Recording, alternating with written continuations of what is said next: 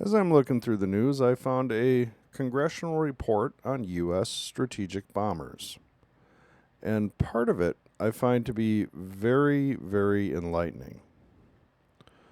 Report to Congress on U.S. strategic bombers. The following is the June 18th, 2025 Congressional Research Service in Focus report about U.S. strategic bombers. And we're not going to go through this entire report, but I will highlight what I think is the most important part of this.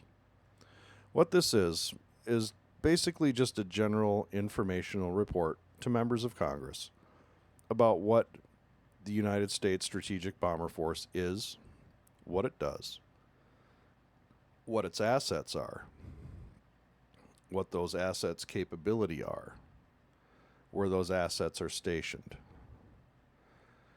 And most importantly to this video, how they're stationed and where. This is the actual report. I'm not going to go through it again, but I am going to highlight one part right here. Let's see if we can't zoom this in a little bit.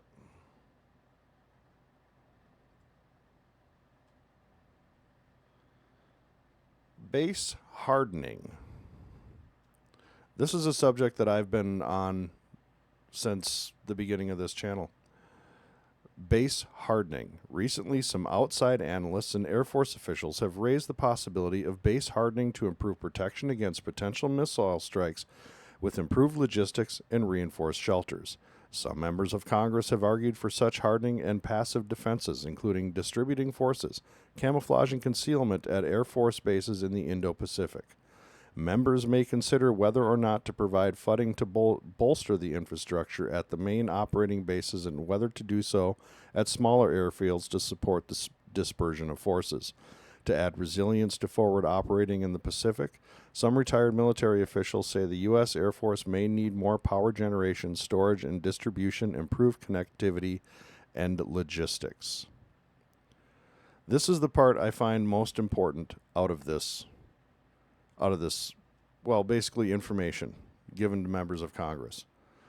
Because hardening of U.S. assets has to be one of the top priorities for the United States Air Force, well, for the United States military in total, hardening of all assets. And the Air Force really needs to do something about this because there's billions and billions and billions of dollars sitting on tarmacs in the wide open, all over this country and all over the world. And you have an arrogant, hubris-filled upper echelon who don't really want to put anything into hardening. They just think that dispersion and missile defense is going to be the way to go. This article is from the War Zone, June 12th, 2024. Does the United States need to be building hardened aircraft shelters for its combat aircraft? The U.S. military and Congress are increasingly butting heads over aircraft shelters even as threats, especially from drones, grow. This is almost a year to the day of the Russian drone attack in Ukraine, and the War Zone is rightfully pointing out, almost a year to the day, rightfully pointing out the threat of drones and the usefulness of hardened aircraft shelters that the Russians certainly could have used. And as you go through this article, it shows you examples of hardened aircraft shelters. This is the Guam Radar Defense Zone, Northfield, Anderson. This is the current type of shelter the United States utilizes for its multi-million and multi-billion-dollar aircraft.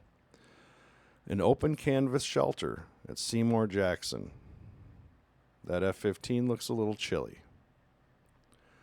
These are F-22s just lined up on the runway, on the tarmac, sitting there on the ramp. While our adversaries, these are new hardened aircraft shelters in China.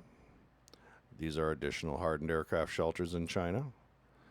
Even more hardened aircraft shelters under construction in China. These are the resulting aircraft structures. literally a rotating, rotary style. You can see the opening and closing mechanisms there on the outside. And that roof looks plenty thick to take a blast. These are the locations of those bases. An additional picture of just aircraft shelters. These are hardened J-10 fighter shelters. I've shown this video on here before. Fast open. Fighter can just wheel right out. And it's perfectly safe. This is in Russia. This is damage to Russian aircraft before the attack in 2025. North Korea building aircraft shelters. Iran building aircraft shelters. This one I actually want to show you just because I find it kind of amusing.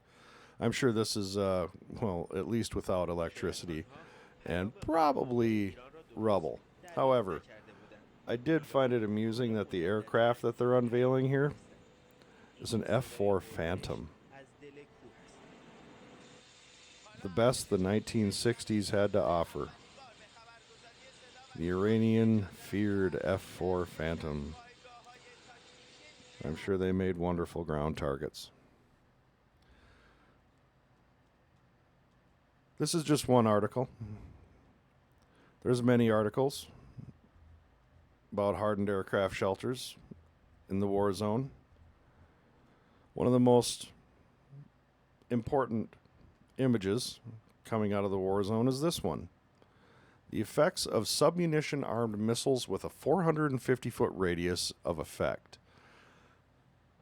As you can see, 10 submunition-armed missiles could knock out the Marine Corps Air Station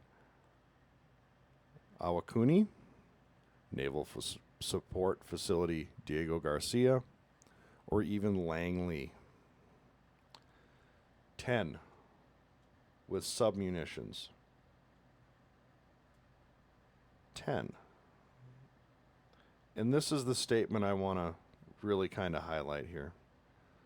I'm not a big fan of hardening infrastructure, General Kenneth Wilsbach, then head of Pacific Air Forces, the top Air Force command for the region, said at a roundtable in 2023 Air and Space Association Symposium. The reason is because of the advent of precision-guided weapons. You saw what we did to the Iraqi Air Force and their hardened aircraft shelters. They're not so hard when you put a 2,000-pound bomb right through the roof. And I'm sure he had quite the applause line, and he had quite the laugh in the crowd, which I'm sure is part of the reason he said that asinine, arrogant line. I wonder how he feels now.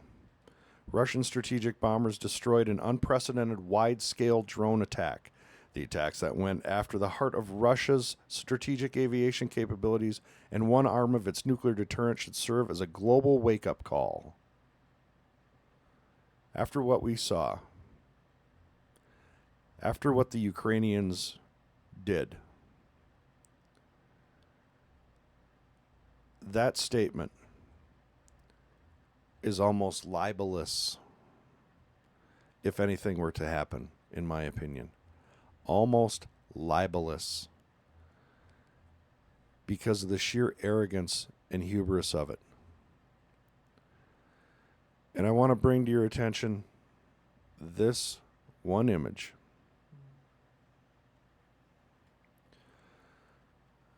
This is our bombers, a satellite image taken in April of 2025 showing the 6 B-2s deployed at Diego Garcia with the airfield's 4 shelters seen behind them. And those shelters are fabric. Fabric. That's $12 billion in this picture right here. $12 billion. $2,000 worth of drones could eliminate $12 billion in high-tech assets. So when I read this report to Congress, I wanted to bring it to you because just at the bottom, almost as an afterthought, is what I think is the most important issue in this information. The hardening of United States military bases, the infrastructure, aircraft shelters, land, everything. Everything needs to be hardened. The world has changed. It's changed because a cheap $500 drone can now destroy a multi-million or a multi-billion-dollar aircraft. I hope Congress does something about this. I hope the members of Congress who've been pushing for the hardening of infrastructure do so at the top of their lungs now, and that they use what the Ukrainians did as the ultimate evidence that we have no choice, that we have absolutely no choice. Because you can drive past any United States major interstate highway, and you see container trucks by the tens of thousands. And this is all too possible to happen in the United States or to happen to one of our overseas bases. And then the next thing you know, billions and billions of dollars are up in flames, and you have to explain why American servicemen are killed. I just wanted to bring this report to you guys. If you like it, hit like, subscribe, share, let everyone know that in the report to Congress, at the very bottom, as almost an afterthought, is the protection of our forces and our assets. And that needs to be brought to the forefront. Thank you. I appreciate you.